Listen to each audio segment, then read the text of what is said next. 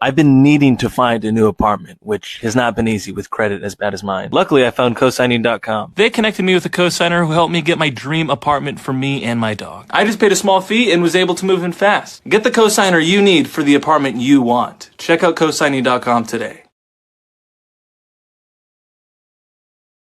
Trump, do not send the National Guard to Chicago, gang. Not, I repeat, do not do it. We are a different fucking breed out here, nigga. We are not Los Angeles, nigga. We are not Washington, D.C., nigga. This is Chicago, nigga. The niggas go fight back. Well, he sent them. Your fucking move. Do something. We're here. We are here now. They're there. Now, ICE is mobilizing 300 officers in downtown Chicago today. You can see Border Patrol agents in video patrolling along the Chicago River. So this move comes amid growing tension over Operation Midway Blitz, which the Trump administration claims is a crackdown to get dangerous criminals off the streets. News Nation's Mills Hayes is on the ground in downtown Chicago for us. So, Mills, what are you seeing? What's the very latest there? If y'all thought threats from a bunch of illiterate, drug dealing, crack smoking dropouts who are not exhausted with seeing all the Black death around them.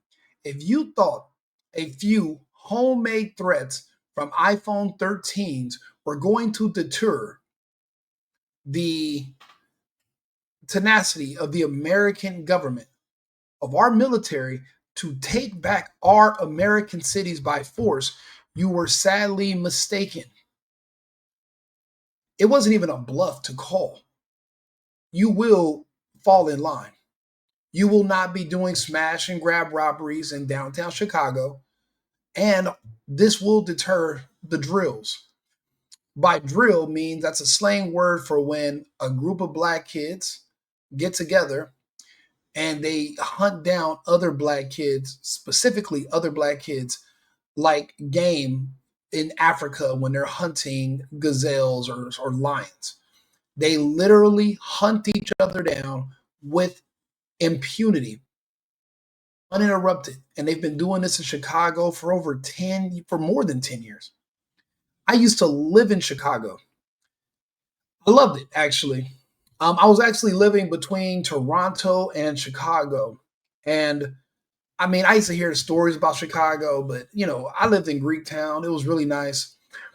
But I remember one night I had so many of my friends killed outside of a club that I overslept and didn't go. And after that, I was done with Chicago. I'm so glad that somebody's even trying to save Black people from each other. Let's go ahead. Let's just be honest. Let's be real. You think Trump's sending in the military to control the Latin population? No. Illegals are one small portion. Are they hyper violent? Not really. Are they committing crimes? Well, just being here illegally is a crime, yes. But are they rapists, kidnappers, traffickers? Yes. But the majority of the violent crime is with the Black community. So you think Trump is sending in the military to go after the Chaldeans? Or is Trump sending in the military because they're having trouble with the Asians? No. They need the military to deal with the Black problem in Chicago. Brandon Johnson is literally the Black problem. He's one portion of the Black problem.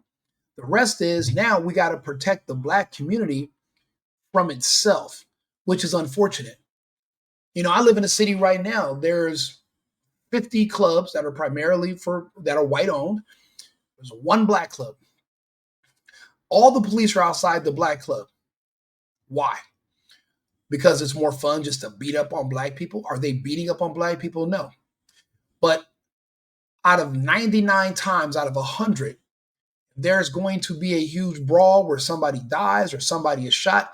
It will be at the Black club between the Black people. They pretend to love each other, but literally try to kill each other every single day. So now Trump is being forced to bring the military in because it's a Black city. It's a very large Black population in Chicago. It's spilling out into other neighborhoods and it's affecting other people now. They've been able to get away with robbing and killing each other so long uninterrupted that they are starting to believe that it's legal to rob and kill people in Chicago. And if you're enforcing laws against murder and robbery, you're actually being racist because in their minds, those are legal to do. You can go around killing black people. It's okay if you're black and they're black. What's the big deal? They don't understand that that's against the law because the law over the years has been enforced less and less in Chicago. Less and less. So now we're returning law and order to the city, and it's a problem if you are against law and order. Now, for the past 2 to 3 years, I've been seeing black residents, many of them are older, who are aware of what's happening in their city. They have been begging for Trump to come, begging for him to bring the military, begging for someone to do something because Brandon Johnson won't do it. He wants the Black Death. He likes the murder. J.B. Pritzker won't do it. There's a lot of money in allowing crime to continue because what you can do is go petition the government and say, hey, we need more police. We need more resources. Give us more money. What do they do when the money gets there? It disappears. The same way all that money for homelessness in LA disappeared. It vanishes. There's a lot of hustle in false problems that can be corrected. You want to pretend that homelessness is an issue, crime is an issue, immigration, and when the government, the federal government, they're not able to micromanage you. It's an umbrella, and you're under it. Really, the way the United States works is that we're 50 different countries just under a federal umbrella, and technically, your governor is your country's president. That's why when I did not like my president of Gavin Newsom anymore, I evacuated Los Angeles. And I moved to where I do like the governor, which was Greg Abbott. So I moved to Texas. A lot of people don't understand that you have different options depending on what your beliefs are. But if the United States doesn't work for you, consider it mercy that we're sending you back to your home country where you're happy, where you can flourish. Because in the United States, you wanted to be a criminal and you didn't appreciate the privilege of being here, not even enough to learn the language and go through the process of gaining your citizenship while you had a 20-year free pass. You think I don't have relatives that were deported? We're Latinos. Some of us wanted to assimilate, some of us didn't. And the ones who do not want to assimilate, they don't want to be Americans. Why are you in America? Go back home. Be where your heart is. Right now, enforcing immigration laws is doing these people a favor. They don't really want to be here. They want to be here to extract resources to send them back home. Do they want to be Americans? No. Do they embrace American culture? No. They don't even want to learn the language because they don't have any respect for the country, for the privilege. I cannot believe people were actually getting online thinking that you could threaten the military or our president into not coming to take our city back. Now, people are going to say, well, Rico, they're in downtown Chicago. Yes. What that's going to do is that's going to mean that local law enforcement is not going to have so many of their personnel in downtown. So guess what? Their personnel can be in other areas that are lacking police presence. You know, it's very hard right now to even get people to become police. There's a hiring shortage because of all the propaganda from BLM and these communities. And what they're trying to do is, in a way, use reverse psychology for you to make your cities unsafe so that they can take over, so that the criminals can run the prison. We're reversing that. And if we have to go state by state, we will.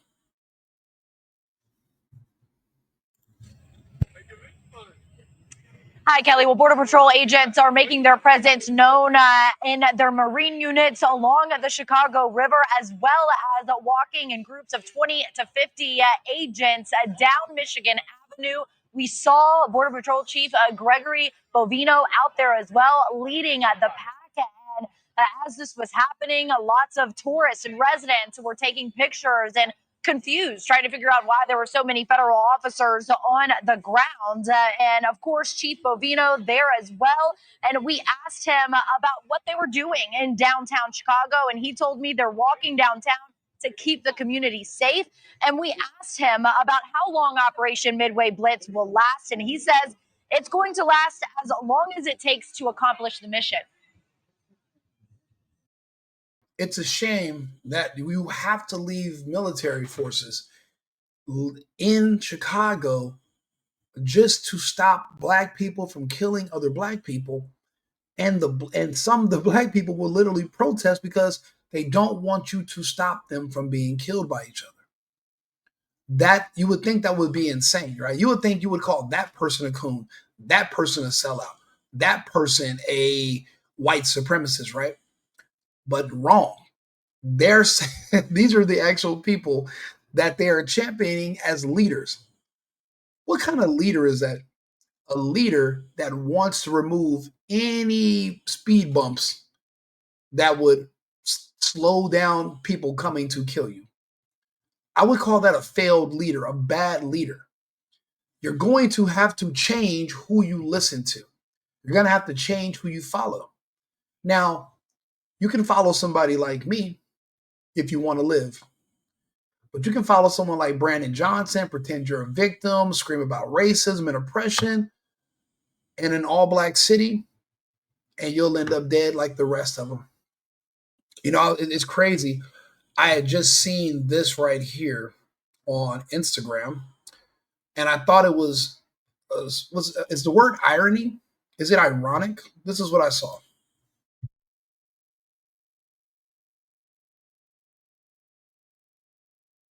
Focusing on the white youth, that perhaps he would still be with us today.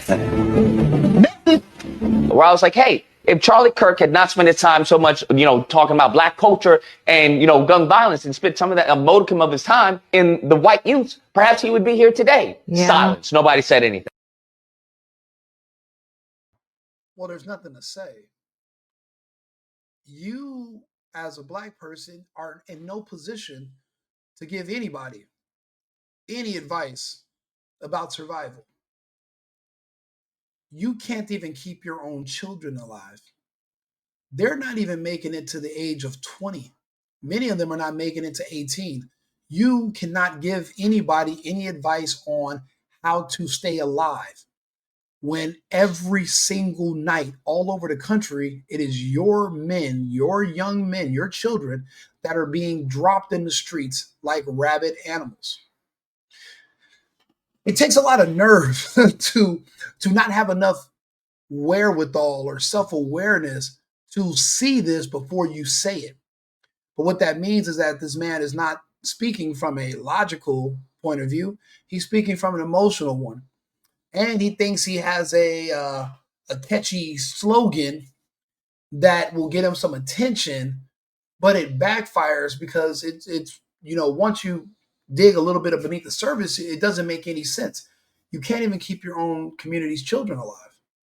So it's kind of like the saying, you're going to have to put out the fire. You got to stop your own house from burning before you can take a water hose and put out someone else's fire. You haven't even controlled the fire in your own house. So you're not really in a position to give out any advice because, well, how the fuck would you know? If you knew better, you would do better. If you knew better, this young man would be alive. Now, he was killed on September the 26th, a couple days ago. He's not the only one. I found 17 of these pictures on Facebook. And guess what? Because the person who killed him wasn't white, nobody cared. But guess what? Rico cares. Conservatives care. Trump supporters care. You look around, it's always us conservatives that are trying to preserve the lives of you Democrats. We're always trying to tell you, hey, maybe you shouldn't slaughter your kids in the womb. Hey, maybe you shouldn't let repeat offenders out on the streets that are going to go back and kill more people. Hey, maybe you shouldn't, I don't know, chop off your wiener and self-mutilate. Or even better, maybe you shouldn't do that to your kids who are too young to make informed decisions that are going to affect them for the rest of their lives. It's a lot of heavy lifting. The reason we do it is not necessarily because we like you as an individual. It's just that we understand that if you destroy society in your area, eventually the ripple effects will affect us. So what we're trying to do is mitigate that by speaking to you and trying to curb you from hurting yourself. Because it's just like that meme where the guy puts a stick in his bike tire, crashes, and then he stands up and says, "Damn white people." It's literally, it's always us trying to help you. And we're doing it now. The ripple effects are affecting all of us in these communities, and we want better.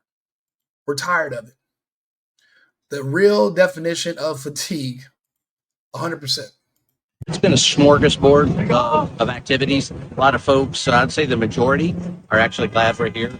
They are congratulating us, saying it's about time you're here. Especially those inner city residents here in Chicago are very glad we're here because oftentimes they're up against that vast illegal migration that took place over the past 4 years. They're the ones dealing with the violence perpetrated by illegal aliens, trained de Aragua, violent gang members that are here in Chicago. Be more specific. GDs, Vice Lords, Latin Kings, BPS. Just call them by name. They like the notoriety. You know, and what I'm telling you is this. The military is going to be there for however long into the future.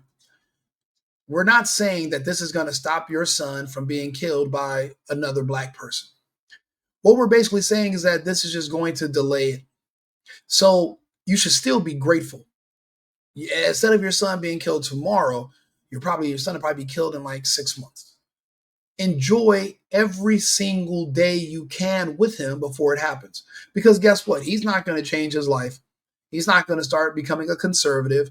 He's not going to want to be more. And he's not going to say, well, maybe I am not a victim. Maybe I never was a slave. Maybe I've been my whole life. I remember going to school. I went to elementary, junior high. I don't remember a break in there where I was enslaved in bondage, unless I was in prison. Maybe they'll one day figure out they were never actually slaves themselves. And that what happened with people hundreds of years ago, allegedly, which we don't even see, there's actually a lot of proof that even happened, that it affects you today. You know, I don't think anybody is putting a shiesty mask on, grabbing guns to go do a drill, and en route to your to where your son lives to kill him. They're listening to old Negro spirituals about being by the water. I'm pretty sure they're not considering slavery or the movie Roots or Kizzy Kente and Kunta. I'm sure they're not thinking about that when they're in their route to do a drill. So why bring it up after the drill or before? Why? They're not thinking about that. It doesn't matter. It doesn't matter. It only is a point that you bring up when you want to enable the behavior. Again, guys who I loved were multiple of them killed one night. We were all just in LA. I did a music video with them, rented a mansion, had these huge parties. It was a great week. They were in LA. We all go back to Chicago. I have jet lag. I oversleep. 9 o'clock, I doze off. By 2 a.m. when I wake up, they're gone. You want to know what kind of monsters we're dealing with in cities like Chicago?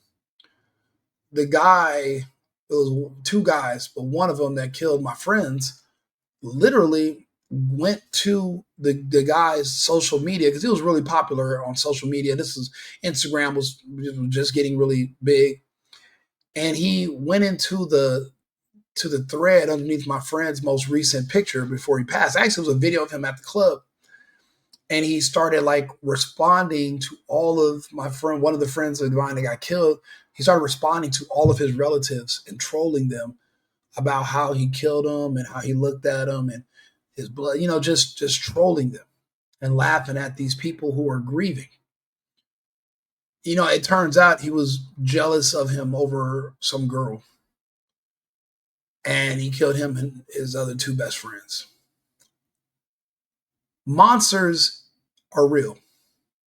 And I'll be honest, for what we're dealing with in cities like Chicago's, monster is an understatement. To some, it might even be a compliment. The crazy part is, if you look like me, you're not supposed to talk about it. Well, I'm talking. So, again, it has to stop. Something has to change. I tell people things have been put in place to stop some of the damage. Did you really think they were going to just let you destroy everything that their ancestors built for hundreds of years? You really thought they were going to let a bunch of black people with racial insecurity issues about how they look and a bunch of gay people build an army that would literally crumble our republic? You really thought that was actually going to happen? We are armed. We have a Second Amendment in our Did you really think you'd be able to shame these people? You shamed a lot of them. Do you really think you're going to shame the rest of them into just laying down their guns and just letting you do with them as you will? Like those silly white people that were bowing down and kissing the feet of George Floyd. Did you really think that was going to be all of them? Oh, the delusions of grandeur. I remember back in 2021, and I was like, you guys know why these mandates exist, right? There's a problem in the country with certain people. They got to get out the way, and it's illegal to do it other ways. So, and don't forget, we all share the same internet, but nobody had the balls to do what it would take to try to address this issue. And a handful of people that I said were demons did something. Klaus Schwab, Bill Gates, Fauci, Kamala Harris, Joe Biden. If my theory is correct, they did what they could to make America great again. When I'm doing the math and I'm doing the numbers and I'm keeping score, I'm guesstimating by 2029, 2030, a lot of these issues in these neighborhoods will be a thing of the past. If the numbers continue the way they are now, I don't think you're going to have an issue with 13% of the population being able to commit 55% of the murders. Oh, but Rico, 60% of those people arrested for murders are exonerated. Well, there is something called the no snitching culture. So if you're arrested for something and nobody's going to snitch, then you're not going to be able to convict them. So that doesn't mean he did it. That just means that he's scared enough people into not showing up, because in certain communities, being labeled a snitch is worse than being labeled a pedophile. This was not going to last forever. You thought they were going to deal with another 50, 100, or 20 years of this bullshit every day? No, it wasn't going to go on forever. This is all temporary. And I'll be honest, if my numbers are correct, then this problem was solved years ago. It just hasn't kicked in yet. But we spoke with tourists who captured this picture of a family being detained by Border Patrol agents near Millennium Park. They tell me that the baby was crying and that they heard about all the violence in Chicago, but have not felt unsafe until they saw federal officers walking around with guns, and they are not the only one to feel that way. That was pretty alarming, just to see a group of masked guys walking around with Are you fucking kidding me? 3 miles away, there are masked black kids with machine guns right now. They are literally driving around Chicago. The only reason they're not in downtown today is because Trump has sent them the military. These people are insane. They have ostrich syndrome. They bury their head in the sand, except when they pop up, they virtue signal because they're scared. They're scared to be honest with themselves. They're scared to be honest with their family. And it's detrimental to society. He's not helping. ARs, silenced ARs. It's pretty intimidating, especially for people here. If you are a federal agent, why are you hiding behind a mask instead of hiding behind a badge? Well, we have both. For one thing, there's people like you that will get on the internet and dox where you live. So now I have to worry about my children or my wife being harassed by people who are sympathetic to criminals. That just creates that's a layer of intimidation. It's kind of like why we have laws for why protesters can't sit in front of the house of a judge because it could affect a judge's ruling. A judge might rule out of fear and ignore justice or skate or ignore accountability because they're worried about what's going to happen to them. We have laws for that. These agents are being harassed for doing their job. When you don't care about the bottom line of a city's safety, you're going to want to do things like discourage police and discourage law enforcement from enforcing laws. Laws must be applied to everyone equally in this country. Jasmine Bentley, a Chicago resident. You don't have to be a Chicago resident. There are planes that leave every hour. You can relocate to a new home. If you are going to remain in the United States and you want this to be your home, you will follow the rules or you will die trying to stop them. I suggest you relocate. That seems like a better idea than to fight against law enforcement. We are a nation of laws. You will follow them. There are places for people who don't want to follow laws. We call them boxes. It can be a box that's made out of metal or it could be a box made out of pine. But you do have a choice, Miss Bentley. You might as well go ahead and just anybody can dress up as an ICE agent and be like, well, I'm here to detain you for no reason. But actually, you know, people are going missing. Right before we spoke with Chief Bovino, we did hear a woman pass by. Yeah, people are going missing because you have illegal aliens over here kidnapping women and disappearing them. Genius. You don't have to worry about getting kidnapped. The lunch bill would be too high. But other people do have to worry about it.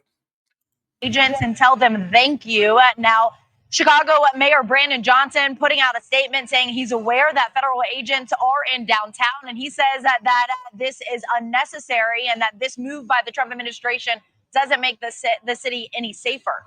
Kelly? They don't want you to know about it. Brandon Johnson, how do you know what would make the city Keep safer? being lazy about cleaning your You've never done it. You've never done anything to make the city safer. So how can you say what will or will not work? Brandon Johnson, if you have all the answers, why haven't you implemented them yet? And why isn't the city safer now? You obviously don't know what the fuck you're talking about. Just like the other guy that was trying to give Charlie, telling people, well, Charlie Kirk could still be alive. Well, how would you know? You can't even save yourself. You can't even save your own people. Why don't you lead by example? Why don't you show us your results? Let's see, because you're the guy in charge. You're the mayor, right? Show us your results on when it comes to crime and dropping the violence in the city. Oh, you don't have them. So how can you say what doesn't work when you don't even know what does work? This is why we can't take certain people serious. They're not serious people. They do what they're told. They do what they're ordered to do. And they literally just manipulate and scam their constituents. They don't like people that speak truth because truth can make you look at yourself in the mirror and want to change your behavior, and everybody's not willing to change. A very small group of people benefit the most from all the crime and chaos. You don't benefit from it. You're actually a victim of it. But a very few small group of people do. Do you really want to help them that much, that bad? You really that's your priority? You got to get your priorities together. We are here in Chicago. Law enforcement can now not spread their resources so thin. We are not going to see black kids with masks on going through the city shooting. They are not going to be attacking these agents. They're not suicidal. All those empty threats about Chicago, don't do, man, we're here now. Now what? Your move. You want to go to war with the federal government? Try it. Try us. Try us. We're waiting. But until then, put the guns down, take the mask off, go find a fucking job, do something constructive. Because whatever you were doing before, it's not going to last too long. These federal agents, and then guess what? If it does get a little sticky, we will send more and more and more. It's not like we're going to just give up. This is our country. This is one of our great American cities. You didn't build it, so we're not going to let you take it down and tear it down and destroy it. Like and subscribe, share the video if you agree or you have any counter thoughts. Love to hear them. Just make sure they make sense, because I will rebut you and I will go back and forth. I appreciate a healthy dialogue. I think Charlie Kirk was doing a great job when he was doing that. I definitely will debate with anyone the merits of my conversation. You know, these are my views. I'm reading the news to you and I'm giving my opinion. So if you have a counter opinion and you make a better point than me, but then again, it just depends on what your goals are. My goal is to help people live longer. I'm telling you, hey, if you want to live longer, stay away from certain people. If you want to live longer, stay away from certain activities. That's my whole take on it. You can live a lot longer if you stay away from certain people. But what does that say about those people? Well, you need to talk to those people and see if they want to save themselves from themselves. And what are they willing to do? Now, many of them, once they gain success, they move away from their own people. That's a smart thing to do. The problem is your children they grow up to be wannabes. And you move over here, but the kids go back over there and want to be like them other kids. That's something engraved into their psyche. That's unfortunate. You know, so that's something that you're going to have to work on. And I'm not sure what the cure to that is. You know, a bunch of wannabes growing up in good neighborhoods, but they want to pretend that they're from the gutter. But think about it. There's black people that have never even been to the South, that are in California, which was never a slave state, literally trying to convince me that they were slaves. And I'm like, well, what year? Because you were born in 88. What year were you a slave? Because I'm looking through your Facebook history. I've known you for years. So that type of cognizant dissidence, it's going to be hard to counter. That's why these mental institutions have to be reopened, mass therapy, and people need to talk to these people. They have a lot of issues. But no matter what their excuse is, all these issues end up to them just killing each other, killing themselves. And if that's the goal, then again, that plays into what my theory is, that a lot of these problems will solve themselves by 2029 and 2030. If we can save some of those people from themselves, so be it. But if we can't, at least we try. Hopefully these videos will resonate and maybe they'll help somebody. I'll be back on with another topic in about 10 minutes. I'm going to go ahead and have some lunch, and I'll see you guys shortly with another subject. I appreciate you tuning in. Like, comment, leave like the video. That's all I ask you to do. I don't really need any money from you. Subscribe to the YouTube channel, The Single Boyfriend, or Right Wing Rico. Thank you, and I'll see you shortly. I've been needing to find a new apartment, which has not been easy with credit as bad as mine. Luckily, I found cosigning.com. They connected me with a cosigner who helped me get my dream apartment for me and my dog. I just paid a small fee and was able to move in fast. Get the cosigner you need for the apartment you want. Check out cosigning.com today.